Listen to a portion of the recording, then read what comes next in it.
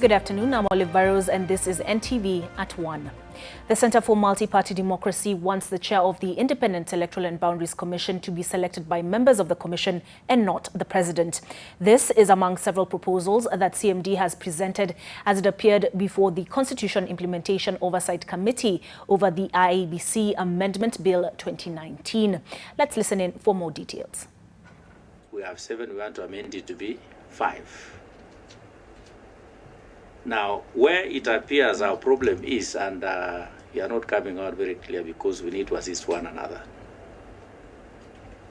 We have the highest level of mistrust. That is what is guiding us. Even for you as CMD, to say you want a lean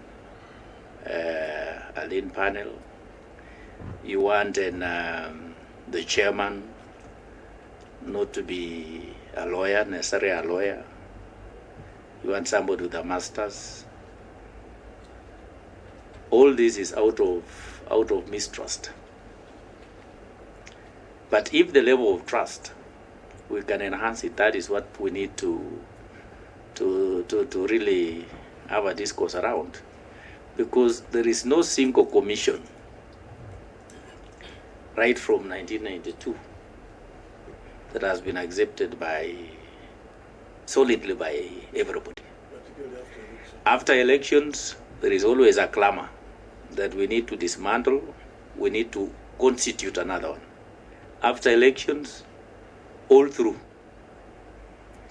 we are preparing yet for another one. And I think this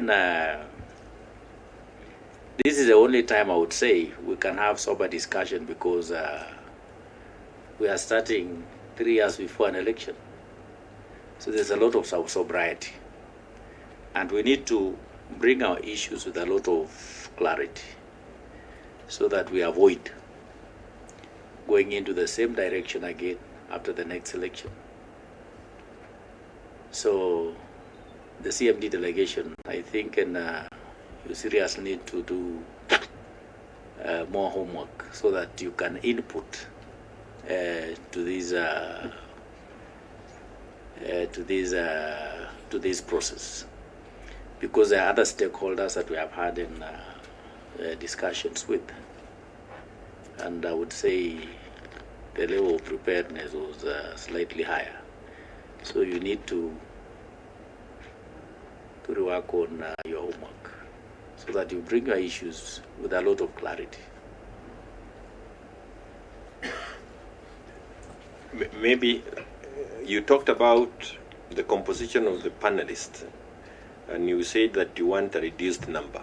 Again, suggest a number so that we get it clear. You also had an issue about leaving this too much to the churches or something. If there is the areas where you think we should draw the panelists from, again, it would be good to hear your suggestions. Of course, bearing in mind what my vice chair has said, that team was arrived at, you know what we went through, and how we even ended up with the Parliamentary Service Commission, giving the names. The reasons why is because you pick this side, this is made up of these political parties. You pick this side, it's made up of political parties. And I think one of the reasons why Parliamentary Service Commission was picked is because it carries, 1, the 2 houses of Parliament, 2, the presence of minority and majority is squarely represented there. And it is a body that may not have been talked about in a big way, but it brings in unequal numbers. It has quite a bit of that. But we are not saying that we must go that way. We're just trying to mention that. You also may, I hope you are picking this because this is the last shot that you will have on this.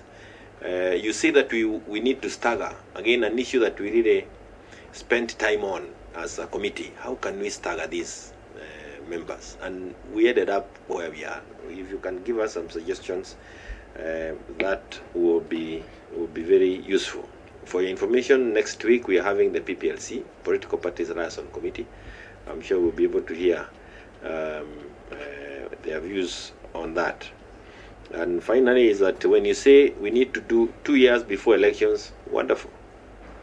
If we don't need it this year, we have lost your proposal. So help us to narrate this year. Don't help us to get to 2022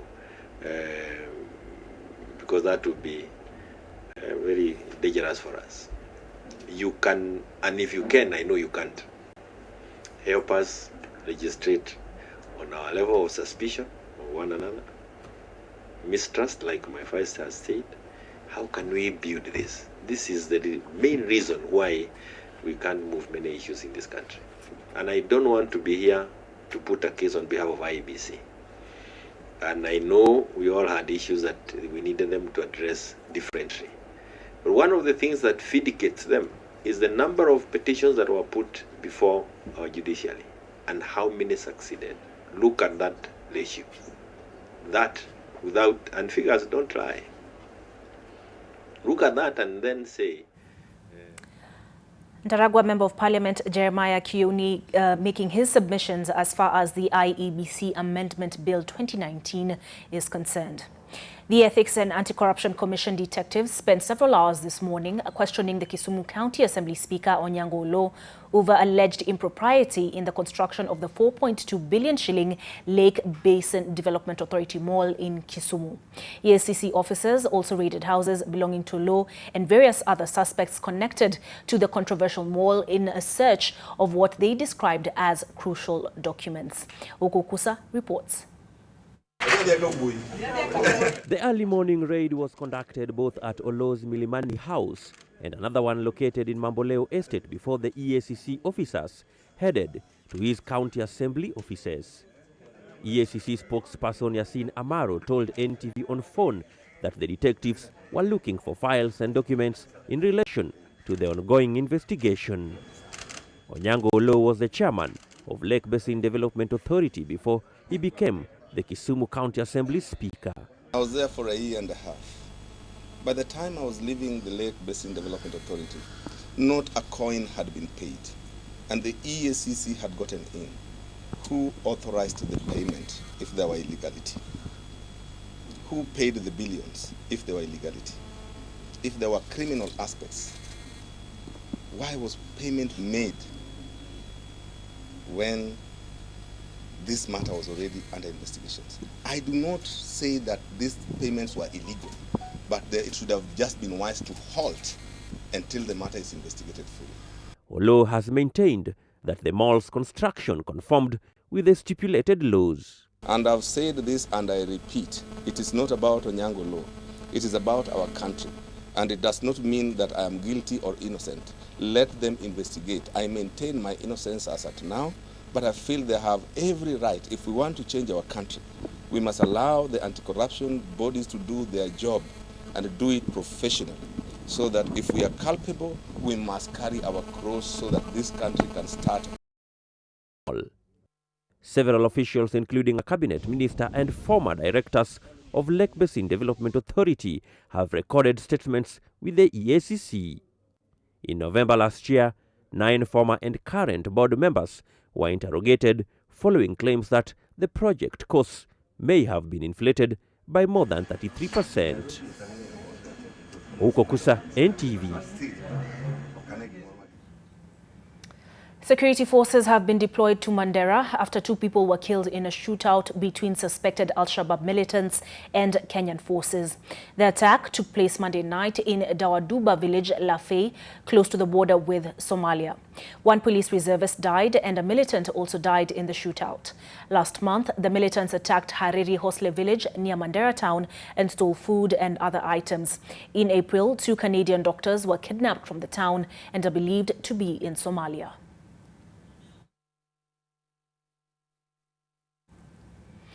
Police are investigating what may have caused the fire that engulfed Malik Heights on Monday evening. Explosions were allegedly heard as the building that hosts a car bazaar, restaurant and offices went up in flames. The fire is believed to have started at about 8 p.m.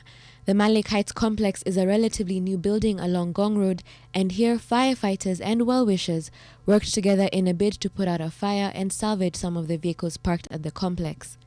Though the cause of the fire is yet to be established, a resident and worker in the building claims to have heard an explosion before the fire broke out. Nasikia kitu kama boom, Umeona? Sasa kule kutoka nje nikaona gari moja inawaka moto.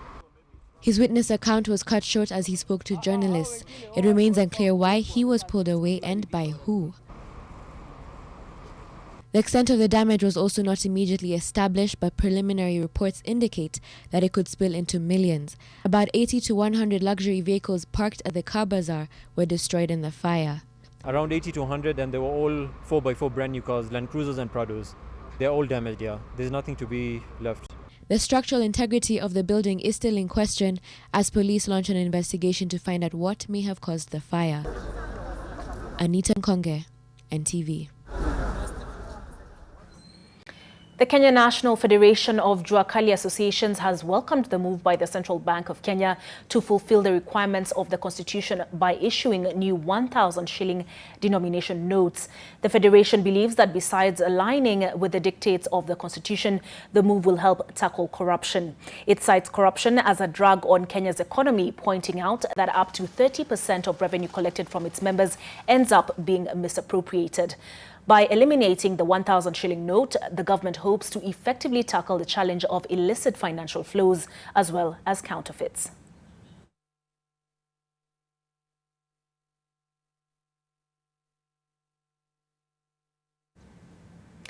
President Uhuru Kenyatta has said he wants to see an end to female genital mutilation by 2030.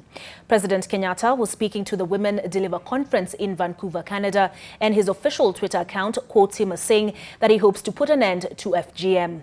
Campaign Group 28 Too Many says that 1 in 5 Kenyan women between the ages of 15 and 49 have undergone FGM, but the numbers are falling. The president also pledged to help make Kenya a more equal society when it comes to the treatment of women. Gender balance cabinet goals chosen by the UN Secretary General. And I think what I am seeing that is incredible. If it is by law, you can't take your child out of school. It means that we're going to be able to deal with issues of early marriage.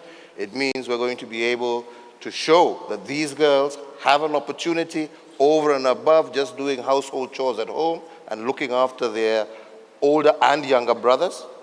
And I think the third thing that I really want to do is to see that I end FGM in Kenya by 2022. An old man from Kiambu, Huruma, is seeking justice after land-grabbing cartels pounced on his land and started evicting him. Mzee Julius Mwangi Kibuchi claims he bought the land in the 70s but is now facing eviction from unknown people. This has been Mzee Julius Mwangi's house and home for years. Now he is unsure of his future here. The roof of his house brought down by a group of people who claim to be acting on the orders of the real owners of the plot that this house stands on. Mzee Julius maintains the invaders are being untruthful. Watu wengine wamekuja na kusema plot ni yao. He claims to have bought this land in the early 1970s and used it for a while before renting it out to a hospital, and he has the documents to back his claims.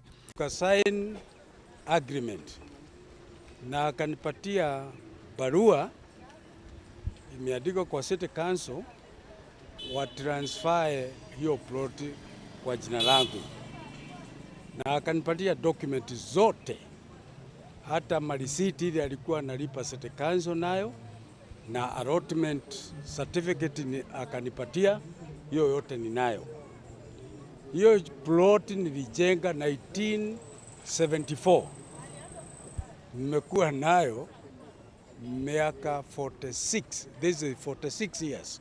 But he says land-grabbing cartels have been eyeing his land and have made several attempts to take it away from him, including forging death certificates and acquiring court orders. The fight to keep his land has now drawn in his neighbors who are asking the relevant authorities to help him retain his piece of land. They cannot stop the destruction. Pagani hawezi kustop. Okay? Sasa, my property is being destroyed. Okay? Mi naenda kwa OCS Huruma, anasema hawezi. Naenda Pagani, anasema plot yangu iko Huruma. So, that is the dilemma I'm in. They accuse the police of turning a blind eye to Mzee Julius's troubles. Brenda Wanga, NTV. Thousands of Muslims in Kenya are celebrating Eid ul-Fitr today, marking the official end of the fasting month of Ramadan. The celebrations go against the Chief Qadi Ahmed Muhtar, who declared that the moon had not been sighted, announcing the Eid celebration would be on Wednesday. Early today, Muslim faithful gathered at Jamia Mosque for Eid ul-Fitr prayers. With a resounding call for tolerance, the faithful can now enjoy meals at their homes and restaurants. Eid ul-Fitr is marked each year to mark the end of fasting, praying and self-reflection during the holy month of Ramadan. Na kulingana na kauli ya Nabii Muhammad sallallahu alaihi wasallam, ule anayefunga siku 29 kisha akaswali Idi anahesabiwa amefunga siku 30 kama ilivyokuwa kwa kila siku unalipa malipo na Mwenyezi Mungu Subhanahu wa Ta'ala. Siku moja unalipa kwa siku 10. In Mombasa, the Eid prayers were held at Tononoka grounds. In Mandera, Muslim faithful also gathered to pray after the month-long fasting period. Governor Ali Roba was among those who attended the morning prayers. Kenya's Chief Qadi Ahmed Muhtar yesterday announced that Eid ul-Fitr will be celebrated on Wednesday. Tumeshindwa kuona hapa Kenya na mawasiliano tumefanya, lakini tumeshindwa kupata habari yoyote ya kuonekana mwezi. Kwa hivyo tunawatangazia Waislamu na Wakenya wote kwa jumla kwa kesho inshallah itakuwa ni tarehe 30 ya Ramadhani. The government, through Interior Cabinet Secretary Fred Matiang'i, declared Wednesday as a public holiday to mark the end of Ramadan. Halima Gongo, NTV. ODM Chairman John Mbadi now wants the October 1st deadline for the withdrawal of the old generation 1,000 shilling note in favor of the new ones moved closer to August 1st in order to deny room to people handling illicit money to clean the bills. Mbadi also said that ODM supports the rollout of the new currency but insisted that CBK should fully comply with the constitution and remove images of Kenya's founding president Mzee Jomo Kenyatta. Mbadi's remarks contradict other ODM leaders, including Senate Minority Leader James Orengo, who opposed the inclusion of the founding president's image, terming it unconstitutional.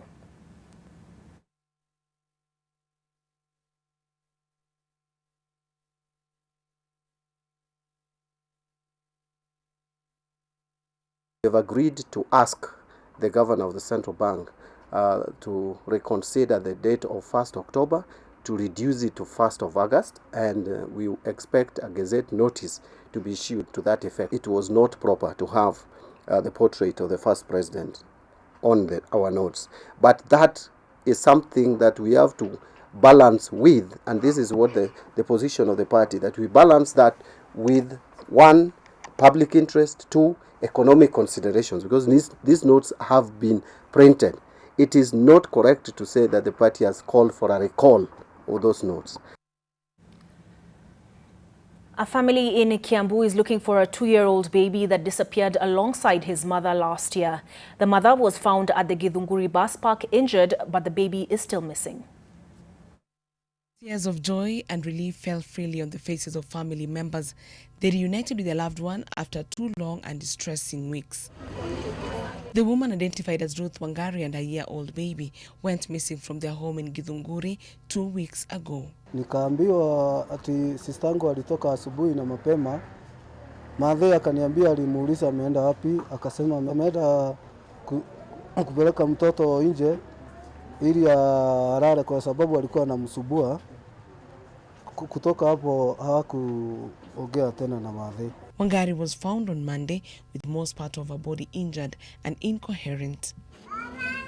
The 32-year-old was rushed to the Kiambu Referral Hospital for treatment. The family claims the mother and her baby were kidnapped and is calling upon members of the public to assist in finding the baby. Eunice Omolo, NTV. Hundreds of residents have defied a court order issued to a hotelier to evict them from a parcel of land they claim is theirs.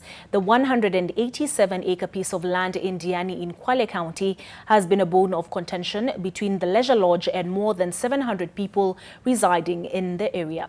Kevin Mutai reports. Eviction is looming in Darad, Diani in Kwale County after a Mombasa High Court issued a court order supporting a businessman who is also a hotelier in the area to evict people from the 187-acre piece of land. Residents protested the move, accusing Leisure Lodge Limited of using its influence to acquire the order. Na kule hotelini sisi wadigo wenyewe bado tunalaumu, twauliza Leisure aliuziwa na nani kule, kwa sababu kiwa ni lizi ilianza 1914 na lizi iliisha 2013 mpaka sasa yuko kule, ndipo anaingilia wenyewe huku. Tunataka tujue pia pale alipo hoteli aliuziwa na nani. Hatukuvamia hii shamba wala sio maskota.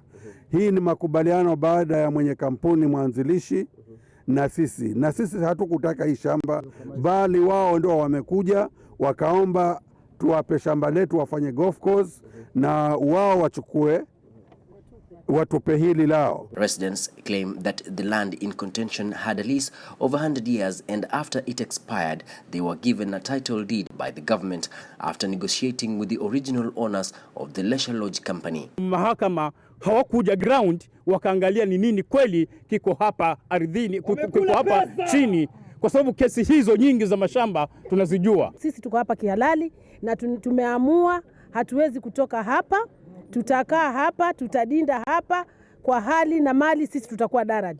Leisure Lodge Limited is claiming ownership of the property after suing residents, companies and the government, totaling to 700 respondents who are interested parties on the property. Darad residents maintain that they are also the rightful owners of the property, while proprietors of Leisure Lodges, which owns a beach resort, insists that they want the property to allow extension of its golf course and other facilities. Residents here are unhappy with the court's decision granting an order for their eviction, maintaining that they are not ready to leave behind investments worth millions of shillings. Kevin Mutai, NTV, Diani, Kwale County.